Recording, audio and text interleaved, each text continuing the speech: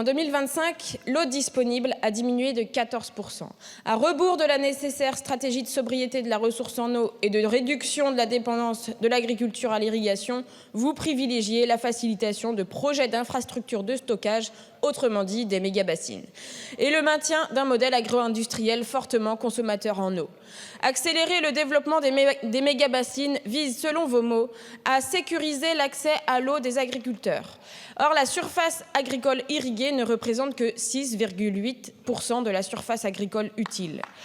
Pouvons-nous vraiment dire que les agriculteurs, dans leur majorité, demandent le développement du stockage de l'eau? Pour produire quoi? Selon les chiffres du rapport France Stratégie 2024, les surfaces irriguées sont à 34% destinées à l'exportation, 26% à l'alimentation humaine, 28% à l'alimentation animale. Cet article ne répond ni aux besoins de tous les agriculteurs, ni à l'impératif de garantir notre souveraineté alimentaire. Dans l'exposé des motifs du projet de loi, vous parlez de consultations menées par le gouvernement en janvier 2026. Mais répondre aux demandes d'Arnaud Rousseau ou des lobbies des irrigants ne suffit pas, Madame la Ministre. Avez-vous consulté Christian Amblard, directeur de recherche au CNRS, qui estime que ces solutions sont court-termistes et constituent un non-sens écologique? Avez-vous consulté les chercheurs qui disent que vous allez augmenter la confiance dans la disponibilité de l'eau et ainsi continuer à cultiver des cultures gourmandes en eau plutôt que de chercher des solutions de sobriété?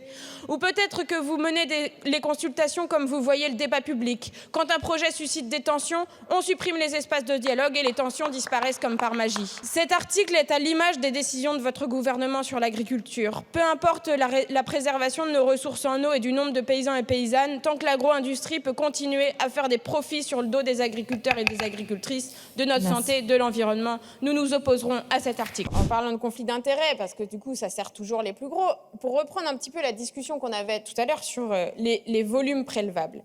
En fait, le problème qu'on constate, c'est que au moment d'établir les volumes prélevables dans le milieu, l'organisme qui est chargé de la gestion des lots s'appuie sur les volumes prélevés dans les années où il y a eu des plus forts prélèvements.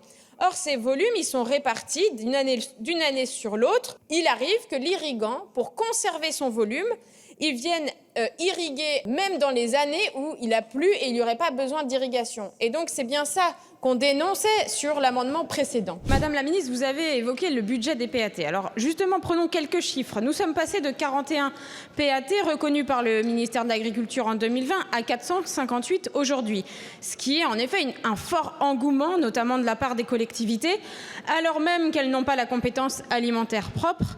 Pourtant, les PAT connaissent actuellement un effet ciseau.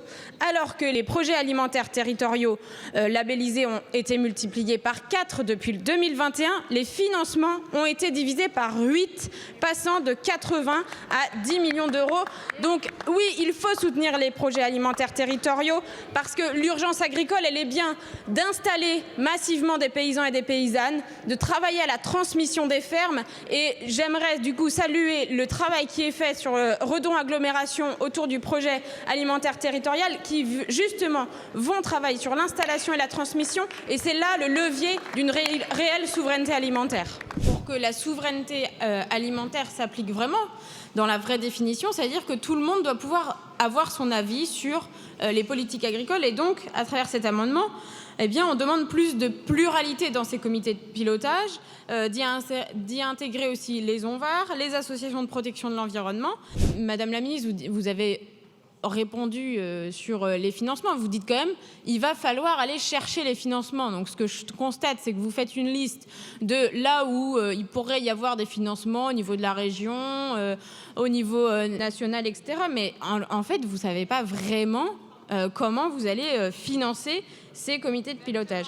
Et ensuite, juste pour redire, sur les ONVAR, c'est des organismes qui ont une expertise du terrain qui est incroyable. Et puis, monsieur le rapporteur, vous aviez l'air de ne pas savoir exactement ce que c'était l'Interafoc. J'aimerais quand même dire que c'est une association qui permet une autonomie décisionnelle dans les fermes, qui permet aux agriculteurs, aux agricultrices de retrouver une autonomie sur la gestion comptable, qui va justement à l'inverse de ce que le gouvernement macroniste veut faire, en obligeant les agriculteurs et les agricultrices à être soumis à la facturation électronique, par exemple. Lorsque j'ai informé les préfets des contrats d'avenir, c'est dans la note de cadrage que j'ai adressée aux préfets. La note de cadrage, elle devrait être envoyée après le vote de la loi. vous envoyez, avant même les débats et le vote d'une loi, une note de cadrage au préfet sur des choses qu'on n'a pas votées? Je repose ma question. Est-ce que les petits stockages d'eau sur moins d'1 hectare jouent le même rôle qu'une zone humide, c'est-à-dire réservoir de biodiversité, piège à carbone, filtre naturel, fonction d'éponge? Et est-ce qu'ils rendent autant de services qu'une zone humide? Protéger une zone humide, c'est 5 fois moins cher que de compenser la perte des services qu'elle va rendre. Donc si vous n'arrivez pas à me répondre sur le fait que les petits projets de stockage sur moins d'1 hectare rendent autant de services qu'une zone humide, si vous n'avez pas de réponse à ça, ça veut dire qu'il y a une régression et que donc vous affaiblissez les zones humides. Depuis le début de l'examen, on nous demande d'aller plus vite, de faire un pour un contre. Là, on a quand même une longue discussion commune avec des identiques. Je pense que ce serait quand même intéressant d'avoir un peu plus la possibilité de pouvoir débattre un peu plus quand c'est des longues discussions communes. J'ai l'impression, on est sur un texte d'urgence agricole, j'ai l'impression qu'on est aussi en train de débattre dans l'urgence. Et or, c'est quand même intéressant d'avoir un débat sur ces questions-là. Ceux qui causent les dégâts environnementaux, ce sont les producteurs, les metteurs sur le marché, les multinationales, et ils doivent assumer le coût de la pollution qu'ils produisent, plutôt que de faire payer les collectivités. Ça suffit que pour des intérêts économiques, la santé soit mise en péril. Ça ne peut plus durer. Les agriculteurs sont les premières victimes des metteurs sur le marché de pesticides. Il y a une augmentation des maladies liées aux pesticides.